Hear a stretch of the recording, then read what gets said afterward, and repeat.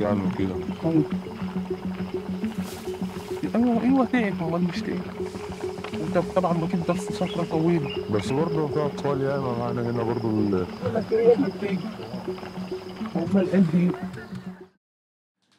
Halo semuanya guys, kembali lagi sama gue Aldo di Detektif Aldo. Dan di video kali ini gue mau ngebahas salah satu investigasi yang cukup besar yang membuka fakta-fakta soal industri di bisnis fashion atau aksesoris yang gak disangka-sangka ternyata punya sisi gelap di dalamnya, sama seperti berlian yang pernah gue bahas.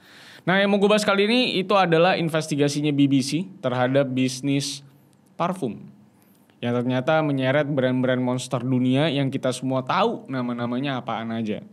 Tapi pertanyaannya itu adalah sisi gelapnya tuh apa?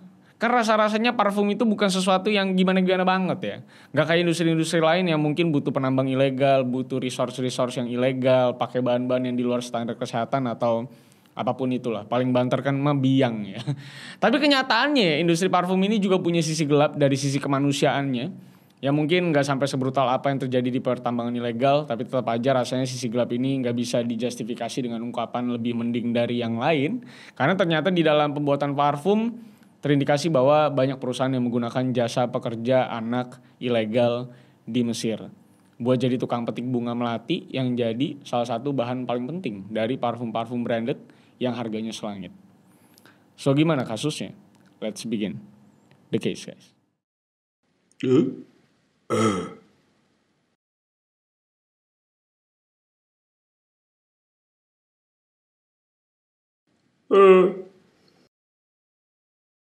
I lost myself.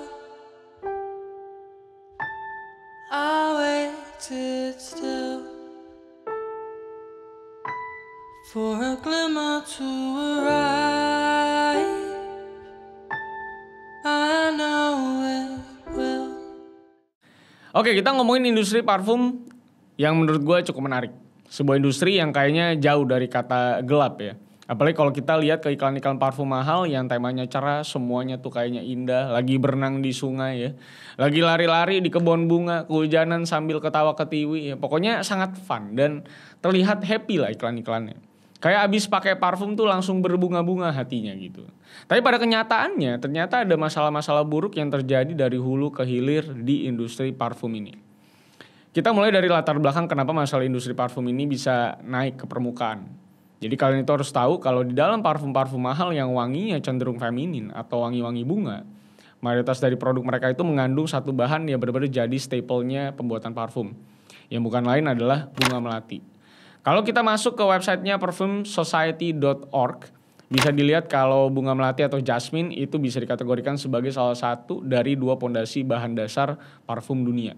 Karena jenis-jenis bunganya itu beda-beda tergantung tempat tumbuhnya. Udah gitu dari perbedaan wanginya tadi juga bisa ditweak lagi buat ngasilin wangi-wangi khas jasmine yang bisa punya filosofi di balik produknya. Dan pokoknya bunga ini tuh jadi lavlure alias the flower of perfume world gitu. Untuk kegunaannya sendiri, bunga melati ini juga bukan sekedar digiling terus hasil gilingannya jadi bahan dasar parfum. Tidak semudah itu. Jadi proses ekstraksi bunga melati ini bisa jadi dua bahan utama. Yang dua bahan tersebut itu adalah minyak dan absolut. Yang kebetulan gue juga kurang paham bahasa Indonesianya absolut itu apaan. Tapi intinya kalau minyak itu biasanya prosesnya di cold press alias disuling. Sedangkan kalau absolut itu bunganya diekstrak pakai bahan-bahan food grade. Nah, dari informasi soal minyak dan absolut tadi, pertanyaan selanjutnya itu ada di seberapa sulit proses ekstraksi dari bunga melati sampai jadi dua bahan tadi. Gue di sini nggak bakal ngejelasin seberapa sulit proses step by stepnya, tapi harusnya kalian bisa paham dari jumlah bunga yang dibutuhkan. Jadi buat ngeproses 1 ml absolut bunga melati itu, para pengepul bunga itu butuh 8.000 bunga, yang beratnya itu kurang lebih 1 kilogram lebih sedikit. Jadi kebayangkan ya, kalau 1 liter absolut bunga melati itu, para pengepul ini butuh 1 ton atau sekitar 6-8 juta bunga melati. Gokil sekali ya. Makanya gak heran kalau parfum-parfum branded itu mahal semua. Karena emang rasio bahan mentah buat jadi bahan dasar parfum itu sekecil itu rasionya. Mungkin dari informasi yang gue kasih barusan harusnya kita semua mikir kalau ini tuh berarti bagus kan buat industrinya. Karena dengan adanya bahan yang butuh kuantitas banyak buat diproses, berarti dari hulu ke hilir itu pasti industrinya jadi terjamin dan jalan ekosistemnya. Harga mahal juga tidak membohongi pembeli karena memang sulit prosesnya. Dan pokoknya pembeli senang kan parfumnya juga wangi beneran gitu. Dan industri juga bisa ngejaga harganya supaya tetap ada persaingan, kompetisinya. Tapi tentu kalau nyatanya begitu gue gak akan bikin video ini. Karena fakta di lapangan itu sangat-sangat bikin miris. Terutama buat para pekerja lapangan alias buruh petik yang beneran first hand metik bunga tiap hari. Atau lebih tepatnya tiap subuh. Nah, tapi sebelum ngomongin kenapa gue bilang tiap subuh, kita masuk dulu ke siapa yang jadi korban di sini yang mengerucut ke negara Mesir. Dan kalau pertanyaannya kenapa Mesir, ya karena memang ini menurut gue salah satu negara yang menjadi faktornya. Tapi serius ya, negara yang kena itu memang adalah Mesir karena ternyata Mesir itu jadi negara produsen bunga melati terbesar di muka bumi. Lo bayangin ini negaranya Sphinx ya. Yang suplai bunga melati dari sana itu mencakup setengah dari suplai bunga melati di dunia. Jadi emang terbesar sampai detik ini. Nah, dari peringkat pertama tersebut, Mesir ini jadi pemasok melati terbesar juga buat perusahaan parfum internasional yang sangatlah membutuhkan bahan dasar ini. Makanya nggak heran juga kalau di sana itu ada beberapa pengepul melati besar yang bener-bener gede banget. Yang jadi produsen utama minyak dan absolut melati buat elit globalnya parfum.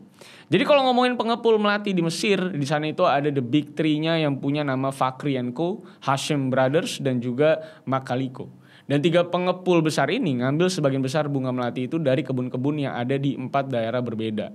Yang 2 diantaranya itu ada di Al Gharbia, yang lokasinya itu 120 km dari Kairo. Dan satu lagi itu dari Subra Belula, yang lokasinya 97 km dari Kairo. Kenapa Kairo? Karena itu pusat kotanya kan.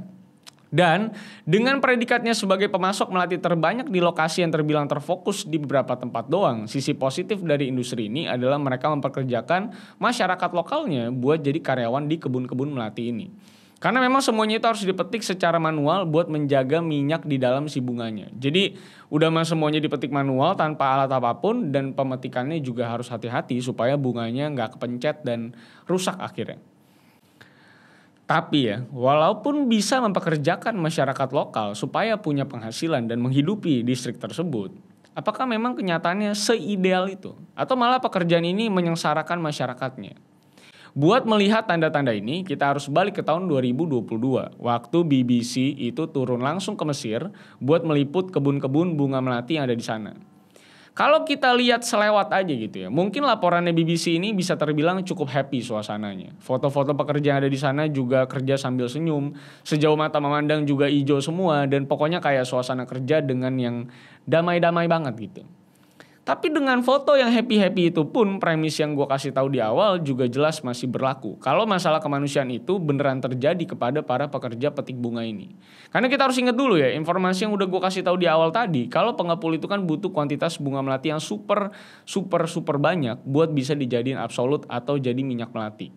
Nah, dari situ harus kita sambungin juga ke informasi lain. Kalau si bunga melati ini semuanya harus di handpick secara manual, satu persatu. Harus hati-hati.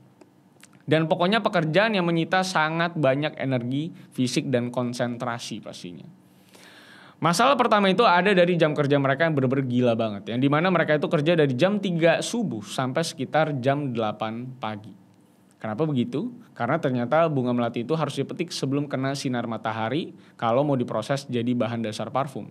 Jadi wanginya hilang gitu kalau bisa dibilang kalau misalnya udah siang dan kena matahari. Dan dengan kerja dari subuh sampai pagi kayak gitu, satu orang itu cuma bisa ngambil sekitar 4.000 sampai 6.000 bunga per malam. Yang jumlahnya itu setara dengan 1 sampai 1,5 kilogram kurang lebih. Terus masalahnya apa kalau kayak gitu? Ya udah jelas jawabannya itu ada di bagian harga jualnya super rendah. Jadi per kilogramnya itu mereka cuma dapat sekitar 30 Egypt pounds atau sekitar Rp24.000 di tahun 2022. Jadi setiap malam itu per orangnya cuma bisa dapetin sekitar Rp30.000 lo bayangin. Udah gitu masalahnya juga nggak berhenti di situ aja, karena kalau kita lihat di beritanya BBC ini sebenarnya ada yang aneh. Tawannya dari mana? Betul sekali. Di foto-foto itu ada anak kecil yang ikutan metik bunga sama emak-emaknya.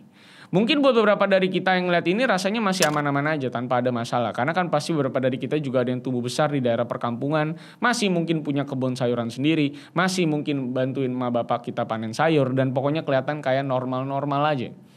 Tapi di kasus Mesir ini sebenarnya hal ini tuh nggak normal sama sekali, karena lu harus ingat kalau mereka itu ada di sana buat kerja, bukan buat manen kebun sendiri. Udah gitu bayarannya juga gila banget. Makanya ini semua nyambung ke dokumenter BBC terbaru yang rilis beberapa waktu lalu soal sisi gelap industri parfum ini. Jadi sekarang lu udah tahu kan kalau di sini tuh ada 3 red flag besar dari mulai jam kerja yang sama sekali tidak normal karena dari subuh banget gitu ya. Terus upah yang sama sekali nggak masuk akal, dan yang terakhir itu dari sisi mempekerjakan anak di bawah umur dengan kondisi se ekstrim itu. Kalau kita ngomongin hukum yang berlaku di sana, sebenarnya anak di bawah 15 tahun itu boleh aja kerja. Asalkan jam kerjanya itu ada di antara jam 7 pagi sampai jam 7 malam. Nggak boleh lewat pokoknya. Jadi walaupun secara internasional pun anak yang terpaksa kerja karena kemiskinan masih termaafkan, tapi kalau jam kerjanya di luar hukum yang berlaku juga tetap aja nggak bisa ditoleransi sebenarnya. Makanya jam kerja tadi jadi tidak make sense karena jam 3 sampai jam 8 pagi. Apalagi selain daripada jam kerja yang tidak masuk akal tadi untuk para anak-anak ini, ternyata kerjaan metik bunga kayak gini tuh cukup mengancam kesehatan juga bagi sebagian orang. Karena metik bunga secara terus-terusan kayak gini kan pasti bikin si pekerja itu terekspos langsung sama yang namanya pollen alias serbuk sari. Dan ternyata dengan exposure serbuk sari sebanyak itu dan setiap hari, pekerja-pekerja ini tuh jadi pada alergi dan bahkan bisa sampai infeksi kulit. Bahkan infeksi pernapasan, mata, yang bahkan secara jangka panjang itu bisa jadi buta parsial. Contoh nyatanya itu ada di dokumenter BBC. Yang si ibu pekerja ini tuh punya nama Heba. Jadi si Heba ini tuh punya 4 anak. Dan 4 anaknya itu harus ikut dia buat metik bunga tiap hari. Buat nambahin ekstra 30.000 juga kan. Yang anak terkecilnya itu ada yang masih umur 5 tahun, lo bayangin. Jadi dia itu sebenarnya bukan dengan sengaja pengen anaknya ikut kerja subuh-subuh sebelum mereka masuk sekolah. Tapi karena memang keadaan finansial mereka itu parah banget. Jadi dia butuh bantuan anak-anaknya. Apalagi kalau kita ngomongin harga bunga yang udah separah tadi di 30 Egypt pounds per kilogram. Harganya itu ternyata nggak naik beriringan dengan inflasi Mesir yang lagi parah-parahnya sekarang. Jadi cukup stagnan pendapatan mereka. Nih gue kasih lihat perbandingan harganya. Kalau di tahun 2022 itu bisa dapat sekitar 30 ribuan dengan metik 1,5 kilogram bunga per hari. Di tahun 2024 itu mereka cuma dapat 10 ribu dengan jumlah bunga yang sama. Bayangin udah tiap subuh harus kerja bareng sama anak-anak lu yang masih kecil dan harus sekolah. Udah gitu cuma dapat ceban doang coy. Kalau dinilai inflasi sekarang. Dan itu juga belum ngitung digigitin nyamuk di kebun nih. Panas-panasan di musim kemarau ya. Becek-becekan lumpur di musim hujan. Pokoknya parah banget. Ini kan bukan Prancis ya. Ini Mesir ya. Panas ya. Makanya dengan keadaan HAM di sana yang tidak terjaga sama sekali. Akhirnya BBC ngelakuin investigasi ke dalam kebun-kebun melati dan juga perusahaan yang ada di sana. Infiltrasi, investigasi, diam-diam. Dari data-data yang berhasil mereka kumpulin, The Big Three yang gue mention tadi itu ternyata punya afiliasi ke mega corporation yang kalian semua pasti tahu, yaitu L'Oreal dan juga Estée Lauder. Jadi 2 perusahaan besar ini yang pakai bahan dari melati Mesir. Dari penjelasan ahli parfum Christophe Laudemille, perusahaan besar kayak yang udah gue sebutin itu benar-benar mengontrol semua pergerakan produk yang dibuat sama pabrik-pabrik ini. Jadi dari mulai packagingnya pakai apa, isinya apa aja, komposisinya berapa persen, semuanya tuh diatur sama perusahaan-perusahaan besar ini. Dan dari semua faktor yang diatur tadi, gak lupa juga yang paling penting itu mereka juga mengatur budget produksi yang pastinya diatur seketat mungkin. Serendah mungkin buat mereka bisa dapetin margin profit setinggi mungkin. Dan dari budget produksi yang dikasih ke perusahaan-perusahaan selanjutnya, sampai akhirnya yang dapat keuntungan paling sedikit itu ya tentunya adalah si tukang petik bunga tadi. Nah dari datanya BBC, satu isi botol parfum itu modalnya cuma 1 sampai $1,5 alias 20.000 perak lo bayangin. Kayak biang parfum ya. Sedangkan harga retail dari parfum ini tuh sampai ke range 100 atau bahkan ada yang mau $300. Mau 6 juta rupiah. Tapi dari salah satu perusahaan yang menengahi pengepul dan si mega corporation tadi, ada salah satu eksekutif anonim yang membeberkan hubungan master alias si mega corporation tadi sama perusahaan-perusahaan di bawahnya yang ngurusin soal pengepul melati ini. Jadi intinya mereka itu berhubungan dengan asas kepercayaan. Jadi kalau misalnya ada isu soal kemanusiaan dan kelayakan kerja kayak gini, biasanya mereka itu langsung ketemuan dan ngobrol-ngobrol secara langsung tanpa ada sidak atau kayak gimana-gimananya. What you first need to realize is that the relationship between the master and the fragrance house is an informal and trust-based relationship. If a human rights issue in the supply chain comes up, the masters meet with the fragrance house directly. The masters would never carry out specific checks at the factories or fields, for example. Udah gitu mega corporation tadi juga mempercayakan seluruh urusan perkantoran dan kelengkapan SOP itu ke perusahaan audit pihak ketiga. Dan semuanya diurusin tuh sama si perusahaan-perusahaan audit ini. Dan di dalam investigasinya semua pengepul dan perusahaan parfum yang diinvestigasi sama BBC ini punya PR yang bagus banget. Website-nya bagus-bagus semua dan semuanya itu lengkap sama slogan sustainability dan menjunjung tinggi humanity, kemanusiaan. Dan kalau kita lihat hasil audit ya dari perusahaan audit yang namanya UEBT, nah salah satu perusahaan yang diaudit itu juga ternyata cukup bagus hasilnya. Dan yang jadi isu itu cuma ada satu catatan, kalau si perusahaan ini punya isu di minimum human rights bla bla bla. Yang tidak ada penjelasan lebih detail lanjutnya kenapa dan kayak gimana human rights ini terasa tidak diurus. Jadi mungkin itu cuma temuan audit yang minor yang bisa diperbaiki secara cepat, walaupun itu cuma spekulasi dari gua doang sebenarnya. Tapi kalau kita balik lagi ke gimana proses auditnya, sebenarnya bisa dibilang per audit-auditan ini juga agak kurang sangar karena semuanya itu ternyata announce audit, alias praktek auditnya itu udah dijadwalin kapan. Jadi kan tentu perusahaan-perusahaan ini bisa berbenah dulu gitu ya buat ngumpet-ngumpetin gitu ya. Buat lu pada yang kerja kantoran dan suka diaudit sama pihak ketiga pasti tahu lah kalau announce audit gitu pasti tentunya bisa diakal-akalin. Kayak misalnya dokumen yang udah setahun gak pernah lu kerjain karena lu males mungkin. Karena bakal ada audit jadi lu kerjain seminggu sebelumnya. Ya pokoknya bisa diakalin lah audit-audit yang udah terjadwal kayak gini dan bukan sidak mendadak gitu. Dan gue bisa ngomong gitu juga karena ya hasil auditnya itu nggak, ya bisa dibilang berbeda sama yang ada di lapangan lah. Atau bahkan bisa dibilang sangat berbeda. Karena dari salah satu dokumen auditnya itu kan nyertain beberapa jumlah pekerja yang terdaftar di perusahaan tersebut. Dan jumlahnya itu cuma puluhan. Sedangkan laporannya BBC itu yang turun ke lapangan itu bilang kalau dari satu perusahaan aja itu bisa dapat hasil panen dari banyak kebun. Dan total karyawan yang cuma puluhan itu nggak mungkin nge-cover semua buruh petik yang ada di kebun-kebun tersebut. Jadi bisa dikatakan tidak sinkron antara de facto dan de jure-nya gitu. Tapi di tahun 2024 ini L'Oreal dan Estée Lauder juga udah ngeluarin respon terhadap investigasi dari BBC ini. Dan mereka bilang kalau mereka itu selalu berpihak kepada kemanusiaan. Dan mereka juga udah ngelakuin assessment ke lapangan buat nyari tahu soal isu child labor ini.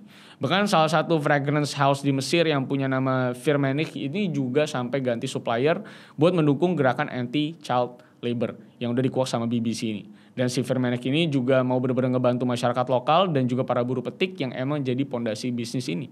Karena buat para buruh petik ini ya, bunga melati itu bukan buat wewangian, tapi buat penghidupan mereka sehari-hari. Tapi tentu tidak ada yang mengalahkan harga child labor. Jadi kalau misalnya mereka ganti dari child labor ke yang benar-benar human rights banget, tentunya pasti akan menaik yang namanya margin profit mereka akan lebih tipis. Dan harusnya mereka menaikkan harga mereka untuk tetap menjaga margin profit yang sama.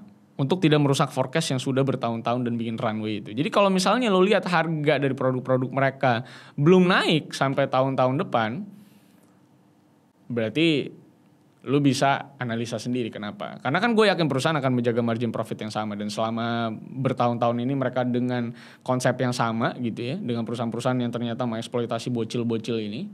Ternyata mereka mau ubah, tentunya harganya nggak mungkin sama gitu kan. Dan itu merusak ekosistem bisnis mereka pastinya.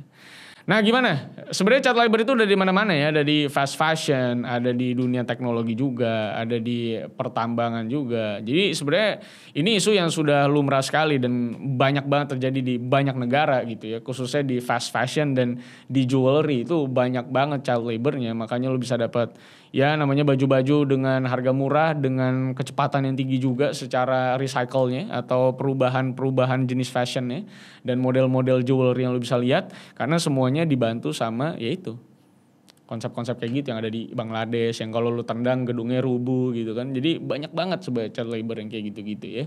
Cina apalagi kan. Dan lo bisa tahu bahwa salah satu negara lain yang juga menggunakan child labor dalam industri kita yang kita nikmati itu adalah Mesir dengan parfumnya. So, silakan kalian putuskan. Kalian mau pakai parfum lagi atau enggak. Semoga parfum lokal pasti gue yakin sih aman-aman aja ya. Karena pasti ada human rights ya. Namanya juga Indonesia dan Indonesia gitu. Pasti kan aman-aman aja harusnya. Nggak ada kayak gitu-gituan. Jadi mungkin mulai bisa pakai parfum lokal. Buat mensupport produk lokal. Dengan seluruh kemanusiaan yang dijunjung tinggi sama negara kita dan para wira swastanya. Silahkan drop di kolom komentar, mungkin kalian kerja di dunia parfum, bisa drop di kolom komentar. Gimana kondisi industri parfum di Indonesia, cara bekerjanya. So, terima kasih sudah nonton sampai akhir. Jangan lupa like, share, dan subscribe. Follow gue di @rivaldosantoso. So, see you on the next case, guys. I lost myself. I waited still for a glimmer to arrive.